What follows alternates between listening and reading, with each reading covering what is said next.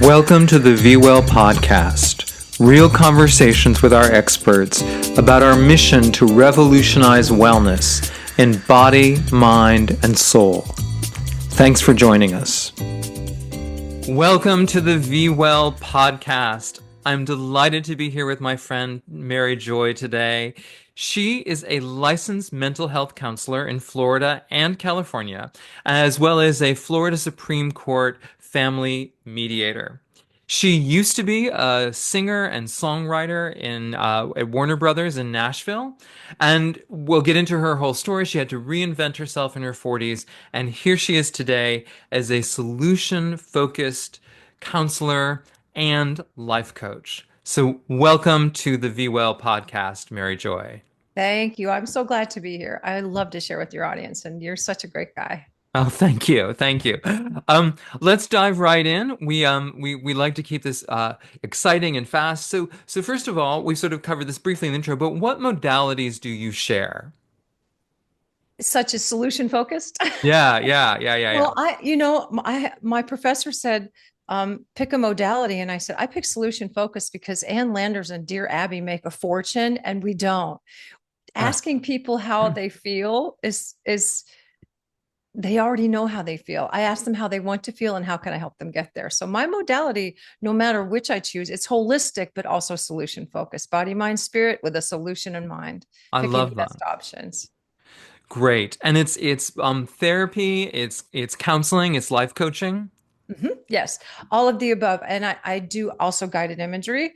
A lot of that. I think visualization is the quickest tool to expedite healing in some people, unless there's grief issues. But I love visualization and guided meditation. Awesome. How did your personal wellness journey begin? How did you get on this path? Oh, I'm a psychiatrist's daughter, so it began probably when I was born.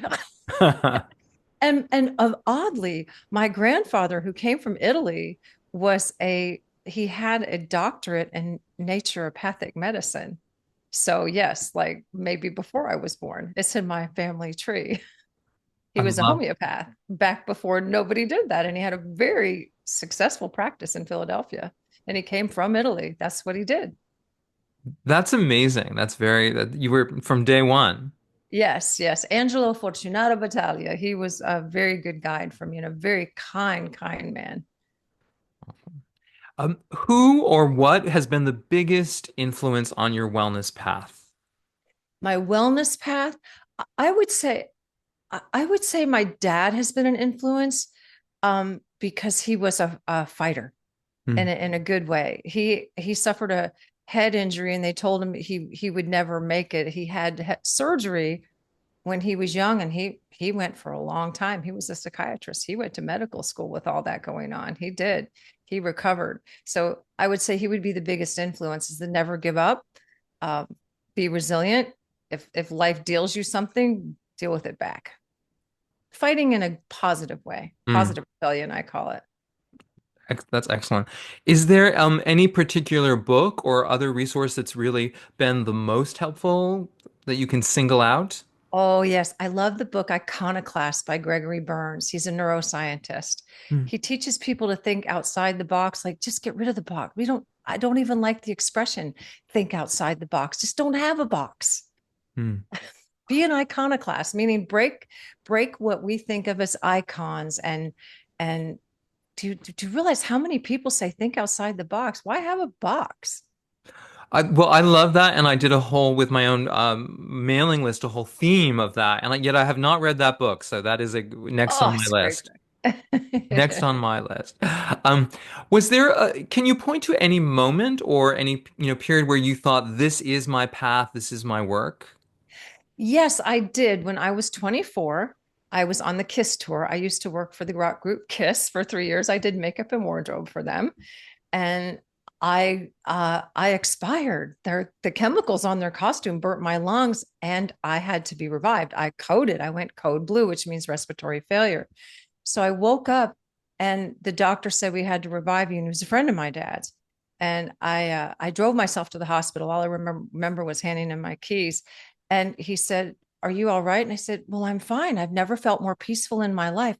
I have to make the most of my life, not just for myself, but for others, and I was only 24 when that happened.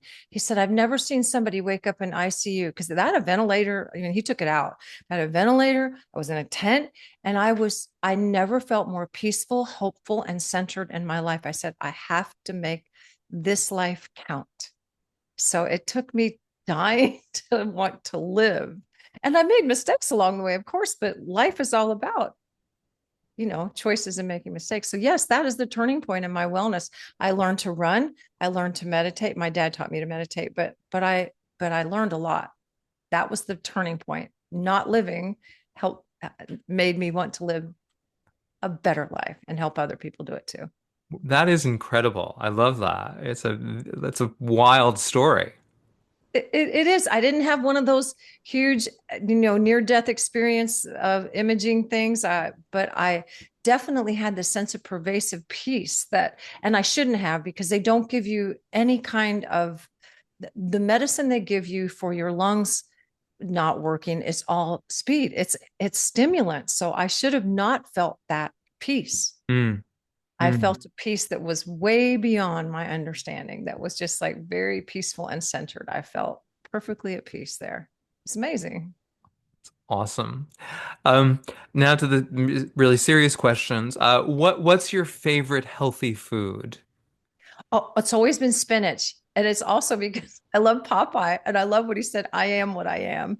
And so I love spinach as a child, which most children do not. I would always order eggs Florentine as a child. My parents would look at me like I was crazy. And I still love it. I love spinach. I absolutely love it. I love it. Delightful. Do you like it only cooked or do you like it raw too? However it comes, raw, cooked. I put Parmesan cheese on it because I'm Italian and French. I love it anyway. It comes in if it anything. Spanakopita. I love Greek food with that in there. Well, it's incredible. What about, in quotes, what's your favorite unhealthy food or the food you feel guilty about or don't feel guilty about? Oh, gee. I don't really feel guilty about pizza because I don't eat it that often. Hmm. I have to stay aware that I could eat a whole large pizza if given the opportunity. So I only order it by the slice or I get smaller personal pizza. And I don't know if it's all that unhealthy because it can be healthy if you don't. I like cheese pizza. I don't usually put any, I don't like some of the processed meat. So I would say that's pretty much, I'm not going to feel guilty about it. I used to, I don't anymore. Don't feel guilty. Right. Um, so what would you say has been the most consistent wellness practice in your life? What modality, what exercise, what have you done most consistently to for your own well-being? That's a great question. A balance between rest and exercise.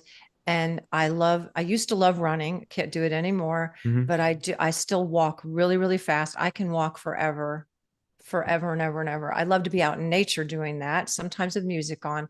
But I would say that's my body part. The mind part is meditation, and also for my Mm, spirit, the mm, meditation. mm, And meditation, I love the guided meditation for my mind, but I also love the silent transcendental meditation for my spirit to connect me to something bigger than myself. mm. Do you mean the traditional one with where you have Yes. a mantra? Where you're just emptying your mind and have a mantra. Yes. I learned that very early in life. My dad was like really into that. And so I know it seems like a psychiatrist shouldn't be doing that, but he did. He was in the 60s. The 60s was the revolution of Mm, psychiatry. I wish it would go back to that. It was a mm, wonderful time for psychiatry. It's mm, not so much anymore mm. like that. Well, that's interesting. I mean, I think it seems very in character. I mean, it would be ideal if Oh, therapists, yes. and psychiatrists meditated. Oh, yes. My dad did, and he taught clients to do it. And he had patients, and he would just put them in a room. And I loved his biofeedback machine. And Ah. it was a self-monitoring machine. He didn't do it. By your thoughts, there was a needle on it. You can order them on Amazon. By your thoughts, and it regulates your heart rate and your blood pressure and all kinds of things. Just hook it up to your fingers. It doesn't hurt. And you can tell by your thoughts what you're happening to your body. If you think a negative thought, that needle is going to go way up. If you think a positive thought, it's going to calm back down. It's the same principle that they use the people who ski and then shoot in the Olympics. Have you ever seen they Hmm. ski really hard, then they have to slow their blood pressure down? That's what it's teaching you to do. So I don't take blood pressure medication because of that. I learned how to just decompress. with that biofeedback equipment. I want to go immediately to Amazon and look at them. I know it's amazing. Yeah. Uh, and the sort of opposite parallel question, which is there any wellness modality or modalities you've tried that no judgment that just wasn't for you, that just didn't do what everybody else thought was so great? Don't shoot the messenger, Edward. I have a Yeah. really hard time with yoga. That's why I love your class, yoga for people who can't touch their toes, because I'm flexible, like they call it turnout. I took a lot of dancing because I was a theater Hmm. major. So I have natural turnout, but I don't have natural back flexibility. It's very difficult for me to do some of those difficult poses.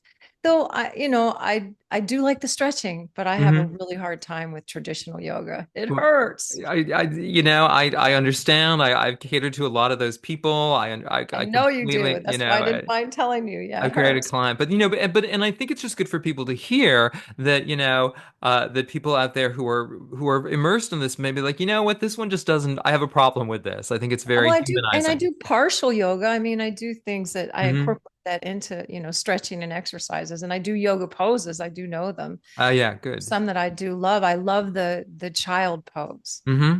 That will just put you right in a centered place of you feel loved when you do the child pose. Mm. I don't know how else to describe it. I love that. I love that.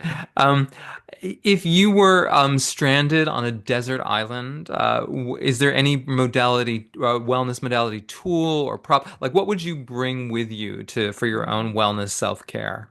Yeah, I would need a singing bowl and preferably a piano or a guitar. I would need a musical instrument. Because music, sound therapy is I am surrounded in this Mm. room, though you can't see it. I've got singing bowls and chimes everywhere and a piano in here. And yeah, I've got to have music. I love that. Well, I love the idea of on the desert island, you just got a piano. It I seems, know you kind of reminds you of Brian Wilson out there, doesn't it? He put yeah, sand in his living room to write those Beach Boys songs. I could see me being on the beach to, yeah, it would be helpful.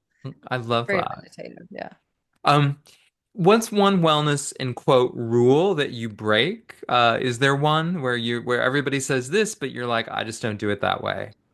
Yes, and that rule is never eat sugar Hmm. because if you have low blood sugar, which I do, sometimes you need some kind of sugar. Now, white sugar is the enemy. I don't have white sugar in my house, but I do have like brown sugar. Sometimes I have to have something with sugar in it to kind of elevate my blood sugar. Sometimes you just have to. You have to do it. For certain people, it's not for everyone. I'm telling you, it's Mm-hmm. not for everyone. If you have low blood sugar, they tell you to keep, they even tell diabetics to keep things around because if their blood sugar gets too Yeah. low.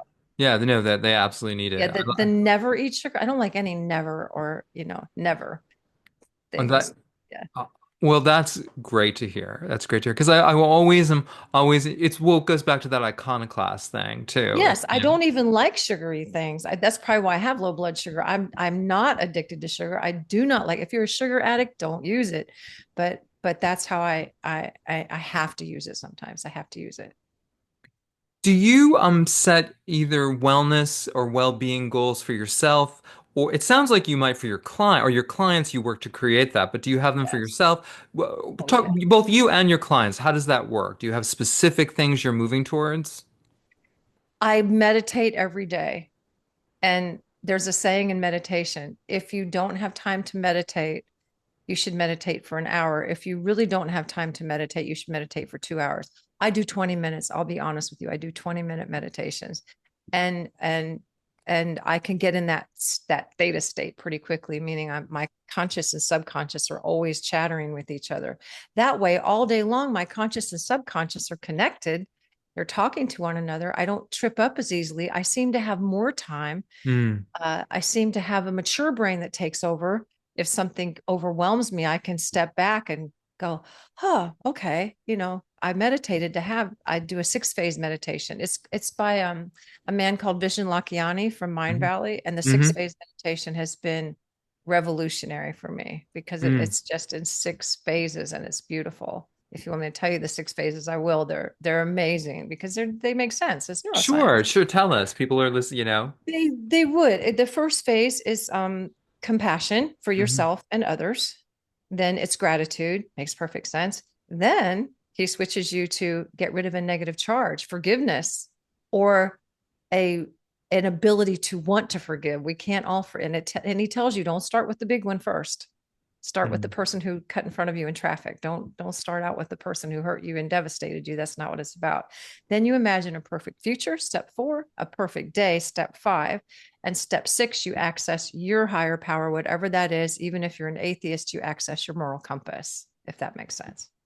Well, I love that. I mean, it's so practical and it combines many different techniques. But I like Oh his whole yeah, a thing lot is of six neuroscience. minutes. Is 6 minutes Yes. for that? Yeah, it takes there's a 10-minute version and a 20 minute. So I usually do the 20-minute, Mm-hmm. but sometimes I do the 10, or I can do it on my own now. I've been doing it for so many years, but I just prefer his voice is so soothing. So I like it. That's remarkable. Uh, and for you've mentioned this before, but let's go just a little bit deeper into it. So you're solution focused, solution based. Talk about that Yes. with your. Solution focused is, you go to therapists. We all see therapists with the clipboard on TV saying, and how does that make you feel? That's just not very helpful. So I do ask people, how do you want to feel? And my job is to help people listen to themselves. So I intently listen. I look at options that they have, nothing unrealistic. And we start in small increments to work toward solutions, options, choices. There's good, better, and best choices. We all know the difference between a horrible choice and a great choice. How do we know that? Because we've made horrible choices and we learn from them. So I help people to learn from regret, reframe that regret, and move forward to like connect the past and present so they can have a better future. And I do guided imagery to do that. I do guided imagery with choices. I do guided imagery with inner child healing. I do a lot of that stuff, reparenting people with guided imagery. Like parent finding the perfect parent in their Mm, head. It really it changes their mindset. mm, It really does. So I use a lot of guided imagery for solution focus because they have their own answers within them. It's my job to help find them mm-hmm. It's and very help them find. powerful. Yes. What's the best compliment you've ever received? Huh. I guess from my partner, the first day we met, because I used to play stupid. I really did. I'm a happy-go-lucky, easygoing person, and everybody just mistakes my personality for stupidity. And they're always they're always like talking down to me, and that's okay. I really don't mind it because I don't have much of an ego about that. But he said, I don't have to explain stuff to you. And I said, what does that mean? He goes, you see, I can just be myself around you and I can talk to you. So I said, okay, I don't know. To me, that's a great compliment. My clients will tell me the same thing. Oh, I'm not afraid of you. I don't want people to be afraid of me. Mm, I want to have, you can be intelligent without being intimidating. mm. That's an excellent compliment, and I like that it's true for your personal life, but also for your clients. I can see that, you know. You know. Well, and clearly, I feel comfortable talking to you because here we are. You know. I feel comfortable talking. Yeah, I tell some clients sometimes I can use the big words if you want them. Sometimes they want them. If I have a really super educated client, I'll use the big words. I can use them if you want me to, but do we really have to? I mean, there's let's be human. Does that make Mm, sense? yeah. Well, it leads me to my next question, which is, it doesn't have to be a big word, but is there a word or a phrase or something that you find yourself repeating, maybe too much or just out of habit, or your catchphrase? Is there what, like, whether you're critical of it or not, but is there something you always say? Wow, I heard this when I was probably 10 or 11 years old. Um, and I don't want anybody to take judgment in it until they hear why it's so profound. There is a saying, and they don't even know who invented it. Living well is the best revenge. If someone hurts you, and I went through a lot as a kid. I doesn't show on me most of the time, but I went through a lot of abuse stuff. And I said, living well is the best revenge. So to me, the best revenge in life for anyone, anywhere, is to have a beautiful life. Just have a beautiful life. It drives people crazy that hurt you. You just go live a beautiful life. I know it may sound strange to some people, but do you see how the beauty of you Mm, release the negative charge, like in the meditation I told you about? You just because you're attached to people. If you want to seek vengeance, it never works. It doesn't work. It's such a negative harsh emotion. But if you just live well, if you reframe it as, okay, I'm mad at this person, I'd love to have revenge. You go, no, I wouldn't. I'd just love to have a beautiful life and forget that even happened. Hmm. No, that's beautiful, beautiful, and Yep. very I use helpful. the manure for fertilizer pretty much. You have had an interesting life journey, but if you weren't a wellness professional now, if you weren't doing this, what do you think you would be doing? Or is there an alternative fantasy that you would be doing? Or what, like, how would you like to answer that? Oh, I love that because there is one. I don't think I've ever said this out loud. Yeah, I've said it to one person. I would have loved to have been a National Geographic photojournalist because I would love to show people all over the world that we are simultaneously different but the same. Hmm. I think all people are different, maybe culturally, physically, but we all just want to love and be loved for who we are. That's why I love this VWell platform because everybody in it has that same, even though their modalities might be different, they have the same desire to help people be at one with themselves and other people. Hmm. Well, that's incredible. Is there one, looking back, is there one thing or you would tell the younger version of you at any point or just in general? Like, what advice would you give to your younger self about this? Ouch. I have just recently discovered this, so it's going to come out with some energy to it. Uh, The most important decision you will ever make is not your career. It is not anything other than who you choose to surround yourself with, be that a partner, a spouse, friends. It just like you and I are talking now, it's who you surround yourself with. Don't marry the wrong person. Be very wise in who you surround yourself with. And don't ask a lot of people for advice. Listen to yourself. Other people will give you advice from their point of view. You're supposed to look at your point of view. Again, my solution focused therapist thing.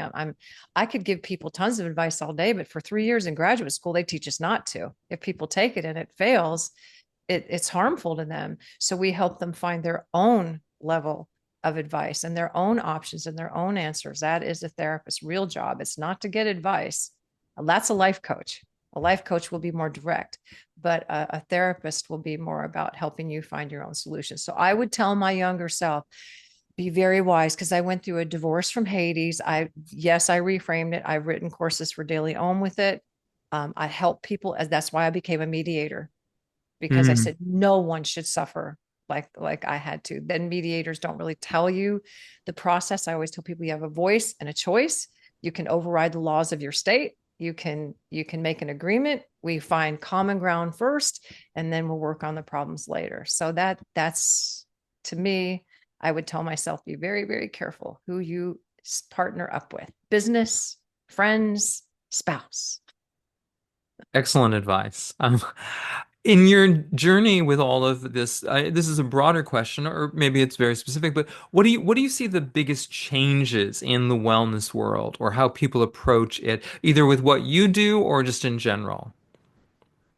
I think there's well, I don't know how to say this where it'll make sense. Maybe you can help me out here. Hmm.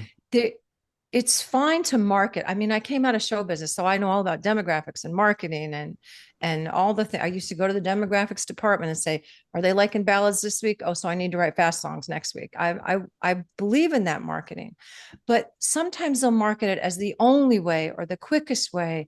I mean, your site, the VWell, we have different modalities because different people need different approaches. So there is no one way and one answer. What works for one person may not for another. So that's how I've seen it change is where I mean people will just try to do this quick fix. I'm the only answer for your problems type thing that I've seen. And in some, not all people are doing that, but I have seen that. I've also seen the fact that people are accepting of it. I think we're coming back to that time I talked about when my dad was a psychiatrist and there was all kind of the power of now. That was these books are old. Albert Ellis wrote the Guide to Rational Living. Rational emotive behavioral therapy is coming back, and it's just what it says it is. The tyranny of shoulds, oughts, and musts. We don't have to. We don't. It's not a have to, should, must. I love Albert Ellis. All of these things are coming back now. Carl Jung's work is coming back.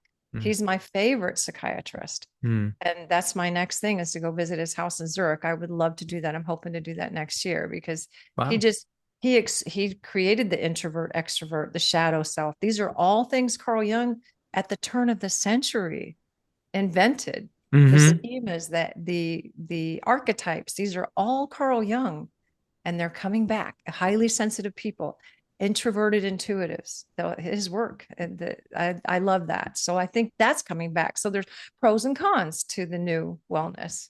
You have Mm. to choose what's right for you. And you've talked about this. This is where I think wellness is headed. Do you see anything else about where wellness is going? I'm so glad it's coming back into body, mind, spirit holistically. A triangle, if you look at a triangle, a trinity, there four triangles make a pyramid. It's the strongest shape in nature and in architecture.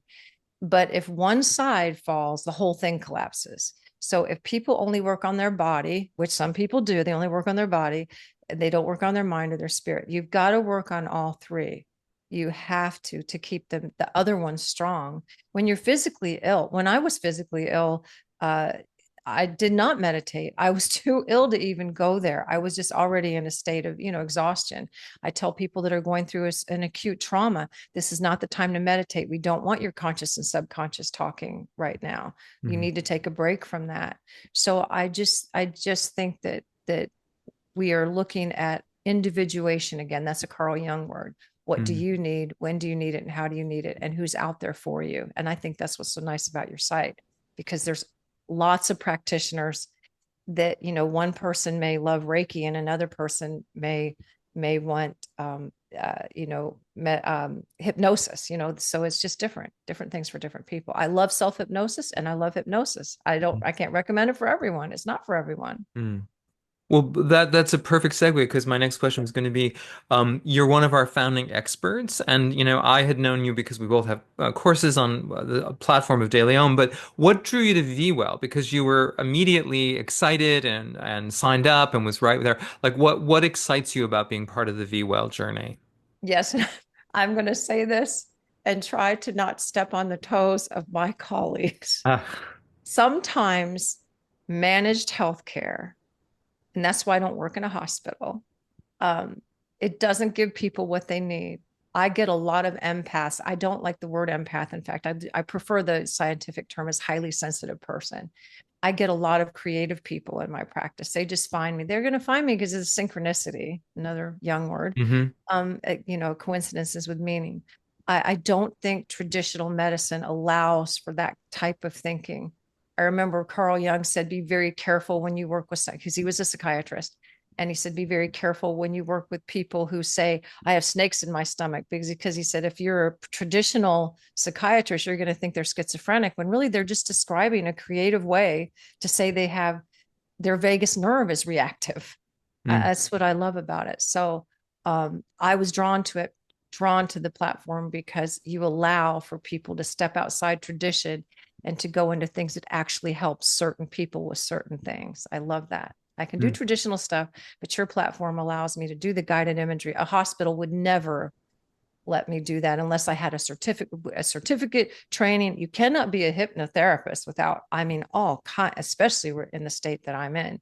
You have to have, 3,000 hours, and it has to be done this way. And it's so regimented.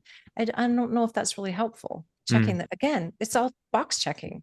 Hmm. Get rid of the boxes. Well, I love that, and that's really what we want to allow people to have that freedom and creativity and options. Yeah. Um, and then my last question, and we've talked about this in many different ways, but almost like as a summary. But is there a way that you can say like what is the impact you want to have with your work? What is it that gets you out of bed in the morning to do what you do? What's the passion, the purpose? What keeps you excited? I absolutely realized when I was a songwriter and had to reinvent that I was already getting people in touch with their feelings as a songwriter. My father disowned me for becoming a songwriter. I went, oh, he doesn't own me anymore. Ah. So, and he did. We made up. Believe me, it was a good thing. And when I became a therapist, I did not tell him I did not tell him I was in graduate school. I didn't tell him till after I graduated. So what do I think? I I think that what gets me up in the morning is getting people in touch with their feelings, not mine, theirs. Does that make sense? That makes beautiful, beautiful sense. Yeah, it's not my ego. Like people, someone asked me long ago, how do you work with people who don't have the same beliefs you do? I said, what, in like politics or religion? I said, these used to be sacred subjects. My ego's on the shelf when I go into a session. I don't, that's what I'm here for. Hmm. Here to help people get in touch with themselves, not with me. I mean, we have to have rapport like you and I are talking right now, but no, it's not about me. It's about helping other people find themselves because I had to do that. And it's those epiphanies. I love when people have epiphanies. It just, we can get vicarious trauma as therapists, but we can also get vicarious epiphanies. It's not all draining if you know how to reframe it. Hmm. Well, this has been incredibly fun and powerful, and I'm so glad that you and I had a chance to talk. I learned so much about, I mean, I know you, but I learned so many other interesting things about you today. I'm glad you made me open the box. The box I don't keep. I'm gonna throw that one away. I don't. Well, you're easy to talk to. So, as you're saying, Yes, but well, I learned to reframe that stuff. So I hope people did get that from here. You can take the manurous fertilizer. Don't ever forget that. There's post-traumatic stress disorder, which keeps you stuck. And then there's post-traumatic growth. So if somebody is suffering from trauma out there, you can grow from it, even not trauma, just difficult days. Like reframe that. What am I learning here? What am I learning in this bad day? Then the bad day turns into a learning experience. And not like Pollyanna. I mean, the positive psychology is not about only positive thinking. I don't like the thing that the law of attraction thing where people say, don't say what you don't want. I'm like, no, you kind of have to get it out. And I always tell people, write it down and then set it on fire, make ashes come from it. But yeah, that's what I love about your platform is it's helping people find the thing they need for what they want at that time for them. Excellent. All right. Thank you so much, my friend, and Thank you, Edward. thanks everyone for listening. Stay tuned for more of these episodes. Thanks for joining us on the VWell podcast. If you enjoyed this conversation, please share it, subscribe, and stay connected at VWellNow.com. See you next time.